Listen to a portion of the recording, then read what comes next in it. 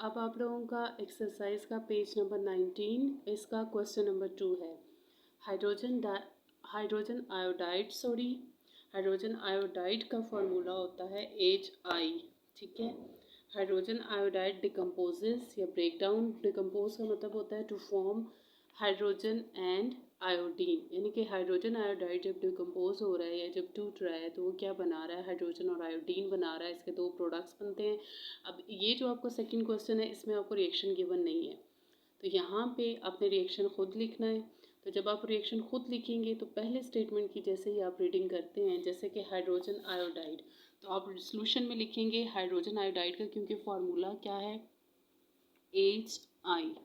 ठीक है। और ये रिवर्सिबल रिएक्शन है, तो हम लिखेंगे रिवर्सिबल रिएक्शन के लिए डबल एरो आगे लिखा हुआ है, डिकम्पोजेस टू फॉर्म, ये word decomposes to form hydrogen and iodine, यानी कि इसमें आपके पास दो प्रोडक्ट्स बन रहे हैं, एक हाइड्रोजन और दूसरा क्या है, आयोडीन।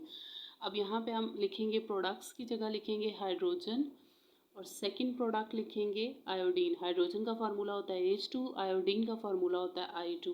तो फिर अब आप रिएक्शन लिखने के बाद आप रिएक्शन को पहले बैलेंस कर देंगे। यहाँ पे हमने 2 लिखा, तो 2 का मतलब क्या है कि यहाँ पे हमारे पास हाइड्रोजन भी 2 है और आयोडीन भी 2 है, इसलिए हमारे पास number of moles on both sides क्या हो गए, सेम है इस रिएक्शन के, और इस रिएक्शन में यूनिट ऑफ Kc भी नहीं होगी। तो हमने ये लिख लिया। आगे मैं क्वेश्चन की रीडिंग कर रही हूँ, सेकेंड क्वेश्चन की। If the equilibrium concentration, concentration का मतलब क्या होता है, अमाउंट, यानी कि equilibrium concentration of hydrogen iodide is. अब हाइड्रोजन आयोडाइड जो है, जो हमारे पास यहाँ पे रिएक्टेंट है, उसकी हमें अमाउंट गिवन है या उसकी हमें कंसंट्रेशन गिवन है, विच इज़ 0.078 मोल पर decimetre cube. Hydrogen and iodine is same, यानी कि जो हमारे पास दो प्रोडक्ट्स हैं हाइड्रोजन और आयोडीन, इनकी अमाउंट दोनों की एक जैसी है। और वो कितनी गिवन है हमें, 0.11 मोल पर डेसीमीटर क्यूब। कैलकुलेट, अब हमें क्या कैलकुलेट करने के लिए कहा गया है, calculate the equilibrium constant value for this reversible reaction, यानी कि ये जो रिवर्सिबल रिएक्शन है इसके लिए हमने Kc की वैल्यू कैलकुलेट करनी है। और ये क्वेश्चन बिल्कुल वैसा है जैसा क्वेश्चन नंबर 1 है। तो सबसे पहले हम क्या लिखेंगे, by writing the equilibrium constant expression, या हम ये बाद में भी लिख सकते हैं, पहले हम लिख लेते हैं कंसंट्रेशंस, जैसे कि हमने प्रीवियस क्वेश्चन में लिखा था। कंसंट्रेशन ऑफ हाइड्रोजन आयोडाइड, आप चाहें तो पूरा वर्ड भी लिख सकते हैं और इसके लिए आप HI भी लिख सकते हैं। हाइड्रोजन आयोडाइड की कंसंट्रेशन क्वेश्चन में कितनी गिवन है, 0.078 मोल पर decimetre cube. Next is concentration of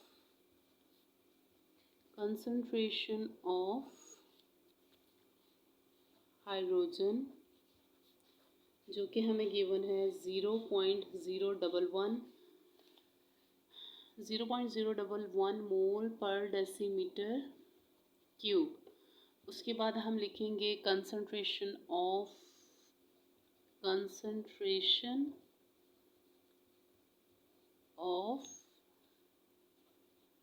iodine, I2 is equal to, वही है जो कि हाइड्रोजन की है, 0.011 मोल पर decimetre cube.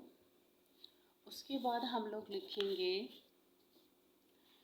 Writing equilibrium constant expression, या Kc पहले लिख लेते हैं, Kc is equal to question mark, क्योंकि हमने Kc की वैल्यू फाइंड करनी है।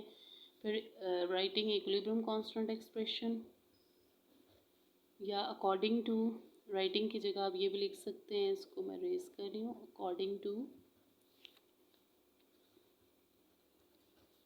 इक्विलिब्रियम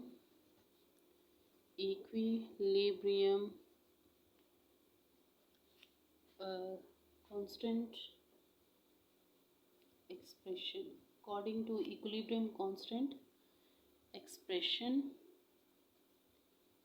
तो जब इक्विलिब्रियम कांस्टेंट एक्सप्रेशन लिखेंगे, Kc is equal to, product side हम ऊपर लिखेंगे H2 स्क्वायर ब्रैकेट्स, फिर I2 स्क्वायर ब्रैकेट्स, और उसके बाद HI हाइड्रोजन आयोडाइड, और इसके नंबर ऑफ मोल्स हम ऊपर लिख देंगे। नाउ पुटिंग द वैल्यूज़, ये स्टेटमेंट लिखना कोई इतना ज़रूरी नहीं है, लेकिन अगर आप लिख देते हैं तो well and good. Putting the values Kc is equal to, hydrogen के हमारे पास है 0.011, आयोडीन की है 0.011, क्योंकि कंसनट्रेशन ऑफ हाइड्रोजन और आयोडीन सेम है।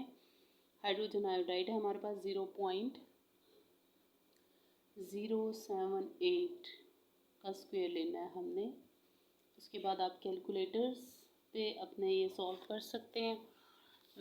0.011 का मैं स्क्वायर जब ले रही हूँ, सॉरी स्क्वायर नहीं लेना यहाँ पे, 0.011 को 0.011 से क्या करना है, मल्टीप्लाई।